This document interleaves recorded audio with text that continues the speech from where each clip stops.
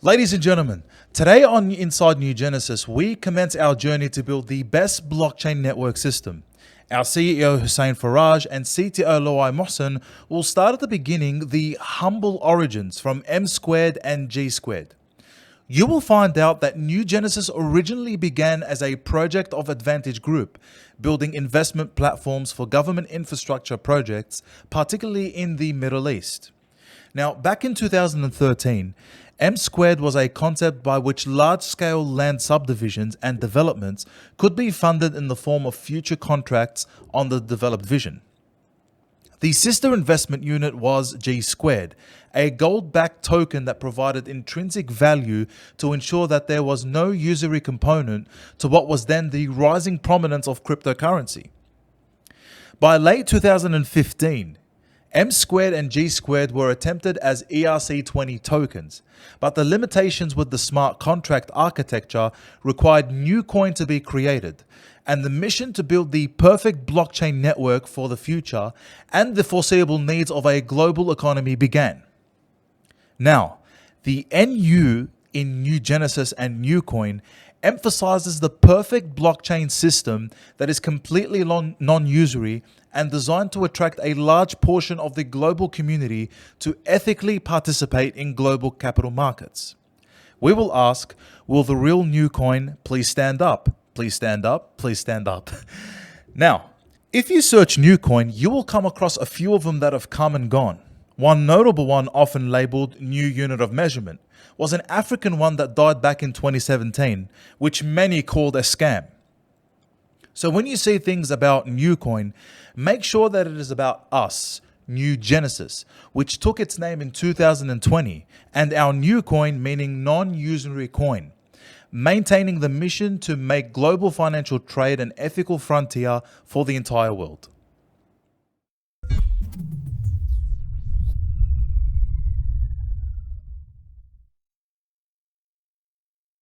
Huss, let us take you back to the beginning of how NuGenesis started. As we understand it, NuGenesis originally began as a project of Advantage Group, building investment platforms for government infrastructure projects, particularly in the Middle East. Tell us about that. Now, they say to every good movie, there's a good origin story. NuGenesis also has a very good origin story. What we're going to do in the next coming month, 2 months, 3 months, we're going to spend some time explaining to you guys the origin of NuGenesis, how it started, where we came from, and how all this project came about. Now, thank you very much for that question, and I know that today me and Loai will be answering several questions, and we'll try to answer all the questions that have come through to us. Absolutely. Now, the origin of NuGenesis. NuGenesis has had various names along the way. First started in 2013 with no name. It was an idea. A group of people had a great idea. We basically were traveling in the Middle East. We had meetings with various governments, various councils, and we started to look at what problems those societies, those cultures were facing. One of the biggest issues we found was money remittance. I mean, trying to get money from one place to another. Imagine you're sitting there on a holiday, you've run out of your money, you've had a great time, you've got these hotels, you've taken the kids out, you and your mates have gone out, you've used all your money, now you need to get money into those accounts. Right? Credit cards don't work there, MasterCard, Visa card at that point didn't work, you just can't transfer money over. So we sat down as a group and we thought, you know what, if we could solve the problem of money remittance and we could find a solution for global money remittance, could you just imagine how much, first of all, would be helping people through the travel? Second, how much money we would make? I mean, everything comes down to a good business idea.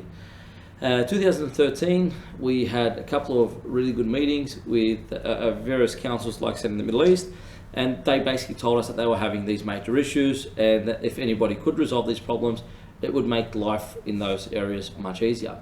So we set to find a solution. Back 2013, if I remember right, I think back then there was only Bitcoin, XRP. I mean, I don't remember Ethereum being, I think Ethereum was 2015, Correct. if I'm right. I know there was a couple of other coins coming out, but blockchain technology back then was very young. Our first experience on the Bitcoin code was, wow, this is a little bit disappointing to become a payment system or a gateway system.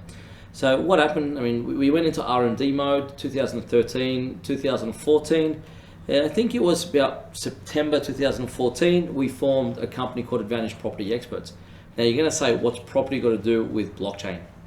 Back then we didn't know what we were going to use. Now, we were experimenting in all ledgering systems. We were thinking, are we going to use blockchain? Are we going to create a new type of ledgering system? Or what protocols are we going to invent, or what protocols are we going to do to actually get this remittance problem solved? Absolutely. At that point, we decided to try to create what they know now as stablecoins. I mean, before the USDT ever came out, we actually worked on something called G squared, and we'll go into G squared a bit later on, and M squared, which is meter squared and gold squared. Now, And sorry, not to forget the tremendous work that we prepared in the compliancy segments. Correct. Especially to support these type of cultures, Correct. the new cultures of these projects, basically worldwide, global wide. And that was a massive amount of work that we have researched and prepared very intensive programs to be compatible with all jurisdictions. Correct. Now, And you're to probably pave the thinking foundation of our work. And 100%. You're probably thinking, what has that got to do with these systems? We found that the biggest issue in the Middle East was the compliancing. I mean, how do you meet a system which means compliancing worldwide so you can actually remit and transfer funds worldwide? How do you send money to your loved one in another country, or how do you actually send aid or support to people who need aid and support when they need it, when there's no compliancing in those countries or compliancing in those financial institutions? So compliancing became a core of ours from 2013, end of 13, early 14. even prior to that, Yeah, our research started, and we started discovering we had contacts in the United Nations and tried to going through a lot of policies, thousands of pages, to be on top of a pile of information before we were able to set everything at the actual foundation level. Correct. And have a network of So that's basically where it started as an ideology. 2014, we set up Advantage Property Experts with the idea of trying to do the first system of, when I say blockchain, it was the first time we looked at blockchain in full retrospect, and we're looking at creating a blockchain system pegged to 1 meter squared. Right? Hence why it was called the M squared system. So let's go back to that, 2013, 2014. M squared was a concept by which large-scale subdivisions and developments could be funded in the form of futures contracts on the developed division. Now, tell us about M squared as it applied to, say, a concrete factory in Iraq or a major subdivision of indigenous land in Australia. Okay, so what we're looking at is a way to do pure pegging. So where we can peg anything on a blockchain to any asset. So either being a cube of concrete to a meter of land, to any type of asset. It didn't matter. If you were laying roads and you needed to raise capital to lay roads, if you had a cement factory and you wanted to invest in the cement factory, we were looking at a way to utilize the blockchain technology and actually peg each coin or each digital coin to that actual asset. Now, we found massive problems in the blockchain world. We found that, at that stage, literally, we only had Bitcoin to look at. We looked at basis of other consensuses that came out. There was a lot of reading papers that came out. We went back to the 1992 original papers that came out in terms of cryptography and utilizing blockchains to, I think it's called timestamp a digital document. So we went over all the history. Actually, in fact, we even started looking at the MetaRealm MetaRealm documents that were produced in 1992. So before you heard about the metaverse, this metaverse to me is a little gimmicky. I'm not a fan of the metaverse. I am a fan of the MetaRealm. Our company has been very heavily involved in R&D for the MetaRealm. We'll go over that later on. We'll show the technology we've developed, but let's just go back to the core of the M squared and the systems that we've developed. So we found a massive flaw with the blockchain technology currently there. The proof of work system was the biggest flaw that we ever seen. It made no sense that Bitcoin could ever derive to becoming a transactional system or a system to be utilized for remittance. It did make sense to use as a store of value if people chose to use as a store of value, but that's where it went. Can you tell us a bit about the original G squared, the gold-backed token that provided intrinsic value to ensure that there was no usury component to what was then the rising prominence of cryptocurrency? Now, how is G squared different from the upcoming Troy coin that NuGenesis is introducing in the next coming few months? Okay, G squared itself was developed to be a non-usury financial system backed by an actual asset. All right, backed by real gold per gram, pegged by per gram. What that means is it's not the USDT system where you've got a system which you don't actually know exactly how much US coin is sitting there backing a note, or you've got a system like the gem coins or NFTs. It's a system which utilizes 1 gram input of gold to create 1 coin. So each coin will always have a value of that 1 gram. Whenever any grams of gold are removed out of the system, that coin is burned. So it eliminates the coin. So there's always equilibrium in the tokenomics. So each coin represents one gram gold, and each gram is always representing 1 coin.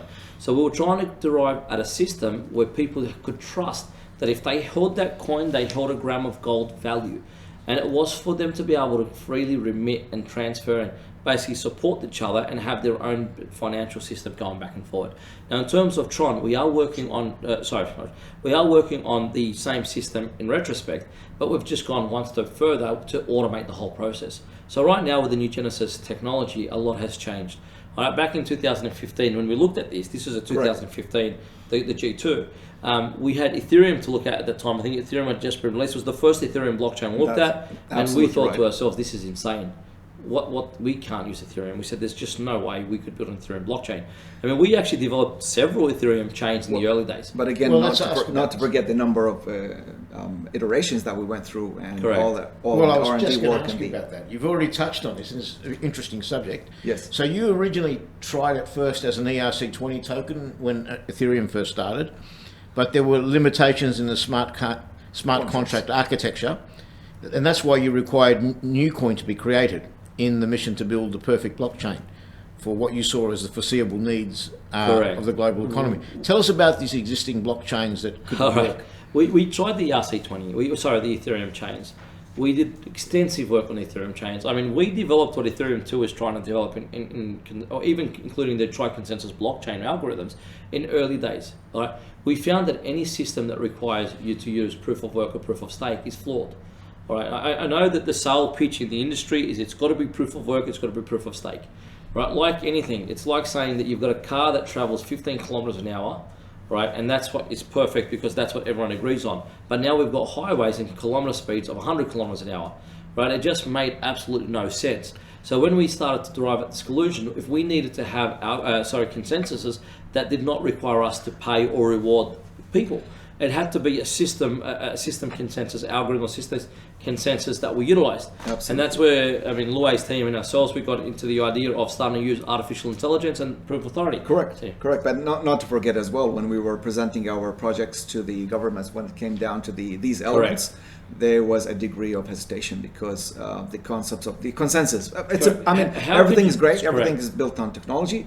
However, when we come to use the technology in industries which are related to governmental bodies, mega projects, there was a big concern in terms of the consensus on the reliance and how the consensus 51-49% of that. Correct. That was one of the major kind of worries and scares, basically, and it pushed us back to do further research, further R&Ds, more iterations of the blockchain technology to come up with the proper solution that is safe. Correct. And agreeable, and everybody can kind of sit in the back seat and relax with this great technology, which is immutable, protecting the assets, and it's a ledger that can protect the integrity of the transactions, especially on the concept of G square, and even on the concept of the M square as well. Everything is built on integrity values and immutable. Now, before you move there, there's something very important.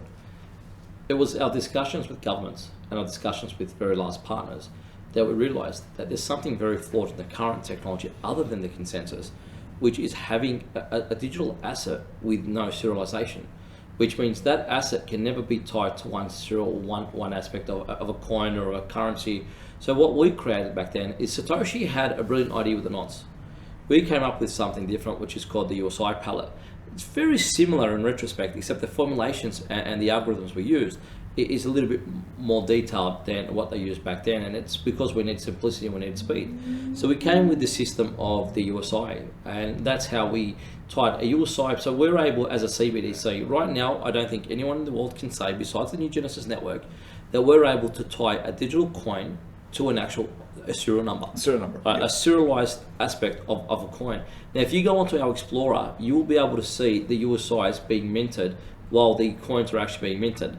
So thank you for bringing that up. It's a very good point that you brought that up. Thanks. But yeah, we found that the Ethereum network was just not for us.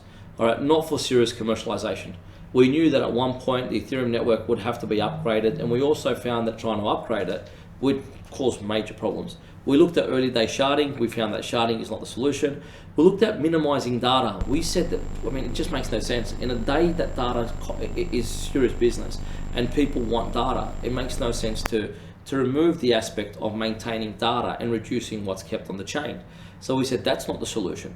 So the solution had to be a way to have much more data, have greater speeds, right, and being able to process payments that are able to go almost instantaneously without rewarding. And taking the transaction speeds into Correct. consideration, absolutely. Correct. That was a very major element that drove our research into very successful aspects and gave us a great potential. And again, with the USI concept, I think you might probably consider the concept of CBDC maybe later on. But We'll discuss these later. Something we want to talk about and share with our audiences in probably later stages. But Can we ask something really basic now? Yes, please. Really simple. Which is the real NuCoin? Because when we search NuCoin, we come across a few of them that have come and gone. One of them was called the New Unit of Measurement. One of them was an African one. One died back in 2017. Then there's another one that some people call a scam that was created in 2019. Which is the real one? How do you know which one is yours? Now, guys, a lot of people came up with the name NuCoin. We are one of the pioneers in this space. I can tell you that we started in this space prior to anyone, even Ethereum wasn't there back then. One thing we decided to do was never to actually put this project out until the technology was at a point of being completed. So, there's many of NU that came out. We are part of the NuGenesis network. New in our system means non-usury. So we are the only non-usury coin, NuCoin, all right, which is non-usury. We have no relation to all these other coins. All right, the new unit of measure, the one that was based on gold and diamonds, the ones that came out, I mean, these are just random people who put projects together who use the name NuCoin as the acronym NU. Now, our project is non-usury, okay? It is the non-usury coin. If you go to the NuGenesis network, and the NuCoin is the native token of the NuGenesis network, that is our NuCoin. We have no relationship to all the other NU coins that you hear about out there. Right. And how can we tell which is the real NuCoin website and not a copycat fake websites that we come across? Guys, be very careful. NuGenesis is very, okay, we have NuGenesisOU.com. NuCoin.com.au. Actually, I will read out all our official pages while we're on there, since we brought up this question. All right, give me 1 sec. I'm going to open the pages. So you guys have an idea of all our exact pages that we currently utilize. Okay, so, by the way, the NuGenesis network has a vast amount of sites, websites, news channels. Although we don't advertise ourselves very heavily there, and the reason why we haven't is because we wanted to finish the technology complete before coming out to market. These are all our channels. Crypto Signals is ours. So if you're on the Facebook, if you see something on Crypto Signals from an official NuGenesis member, that's ours. Crypto, all right. Crypto Insider is one of ours. Yep. All right. So NuGenesis, of course, Facebook is ours. Only the official NuGenesis Facebook page. You can tell the official NuGenesis Facebook page. All right. So please, if you see some, native Indian or someone sitting down, and there's 20 people on that channel, and there's not 100,000 plus people, that's not us. If they're asking you for money, it's not us. If they're asking you to transfer Bitcoin or Ethereum, it's not us. We will never ask you for anything of the sort. We will never ask you for your liquidity of any type. We will never ask you to pay for anything on those channels. All right, we have our official website. We have nucoin.com.au. We have nugenesisou.com. We have nftcity.exchange. We have justsocial.tech, which we've pulled down at the moment because we're upgrading. These are our official channels. Actually, in addition to that, and that's a very good point, but unfortunately with these media platforms, we are doing our best to protect the brand, and everybody has the right to protect their own brand and all that, but we cannot stop these ugly events from occurring between time and time. However, in our new measures, and this is for our audience and customers, with our branding approach, we are going to utilize the power of our notification. So we've built a full notification platform which integrates into NuCoin, integrates into NFC City, etc. And there's going to be a correlation between what's meant to be going to the market and people receiving confirmation on the value and the aspects of what's going out to the market. So this is a way of presenting some level of authenticity. Correct. And some level of reaching our customers, because that cannot be, that's definitely solid, and it's going to keep our customers in a habit of verification. So we're giving the customers the power of verification, and they can verify through our other sites. Now, I'll just finish off the list, just people that are listening. Absolutely. NuGenesis Germany, NuGenesis Korea, NuGenesis Pakistan, NuGenesis Japan, Compare Crypto, NFT City, Inside Crypto, Crypto Digest. We currently have over 1.2 million current users on our social network platforms. Okay, so we do have a vast amount of networks. Now, these are officially owned by the NuGenesis network. We also have the Just Social Tech. We have Tech Chat. These have not been deployed. They will be deployed. So these are also ours, right? So we've got the Tech Chat, Crypto Forums, the Tech White Pages, V2R, which is Vision to Reality. We'll talk about that later. And I think you guys will love the idea of Vision to Reality. We have LedgerX.exchange. We have ReachMe.com, also haven't deployed yet. We will deploy later. And we have various other news channels. Now, we have CompareCrypto.news. Now, these have all been taken right now offline because we're upgrading all our facilities. We will be bringing them back online in the next 3 to 6 months, but we do own the domains and we own all the things that come with the domain. So we've got CompareCrypto.news, CryptoDigest.news, InsideCrypto.news, the CryptoInsider.news. We also own, I think, all the MetaRealm domains. Now, there are new domains that have come out. I'm talking about your traditional domains. So your MetaRealm.com, your MetaRealm.art, which is now one of our partners who's doing a project, to your MetaRealm.com.au, to your MetaRealm.online, to, we actually, so the MetaRealm, I know you guys are looking at this as a new concept as the metaverse, but the metaverse has been, or the idea of the MetaRealm is very different to the metaverse. The MetaRealm is utilizing real life applications, digitalizing them to make life easier for individuals. So we're not talking about gaming, we're talking about real life scenarios where people could use it to make their lives much easier. We will go with that. Simply say digitization of real life into I like to look at it as a parallel universe that we create, a parallel digital universe, and we've been working very heavily on creating the technology to be able to produce the MetaRealm. We will be sharing a lot more about the MetaRealm. We do prefer to finish the basis of the first technology, which we're only months away, and we will share it with the user. We'll share it with our users. Correct. Now, if there's any other questions, we're happy to answer any more questions. But if that's the case, if there is no more today, we can any highlight on our presence, like our offices around the global offices and all that. Look, I think maybe you want to talk about it later on, but because we're just talking about the origin story. Yeah. The NuGenesis network is very vast, right? It's not. We're an open book. We have offices globally. We've got over 8 offices now around the world. We're opening up the NuGenesis Tower down in Lebanon at the moment as we speak. It's a 5-level complete building, and obviously we call it the NU Tower. We're hoping that it looks very similar to the Iron Man Tower when it's done. Mm-hmm. So it's an advanced robotics. It's an advanced robotics division that we have. We're actually hiring at the moment. We've hired, obviously, in the last 5 to 6 years, probably some of the best experts in robotics, in engineering. One of the gentlemen that we're trying to onboard right now has created I think it's a pancreas. It's the pancreas. An artificial pancreas. So it's artificial liver. My apologies. Right. So we do have very large teams. We're not doctors, so it's easy to. we are hiring the best people because what we're trying to build is not for today. Right. Everything we have and everything we've developed, nothing is for today. One thing we'll show you guys later on is a way for people who are deaf to be able to speak in the MetaRealm. I mean, not only that, we can use the same application to help them speak in real life. So it's a glove system which can actually take whatever they're signing and turn it into speech. Now, we're also deriving other points where the actual sign language can be reverted to speech and speech to sign language.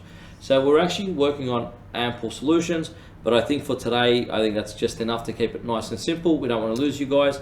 So we will have, every week, we'll do as many of these programs as possible. Stay tuned. They will stay the same every single week in terms of dates. And what we plan on doing is expanding into the whole origin story of NuGenesis and what is going to happen, what is happening, what's about to happen, and what the future holds for the NuGenesis network. And tomorrow is the Ask Me Anything. Yes, tomorrow we're back to Ask Me Anything, guys. So after watching this, if you've got a question, please hit us up with a question. Right? We don't mind what it is. Ask any question. We're going to keep doing these until you guys don't want them anymore.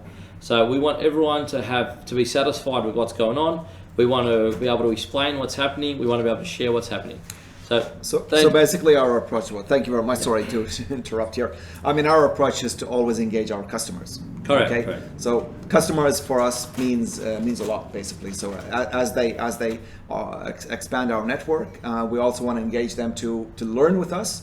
And we have also, I think, upcoming technical...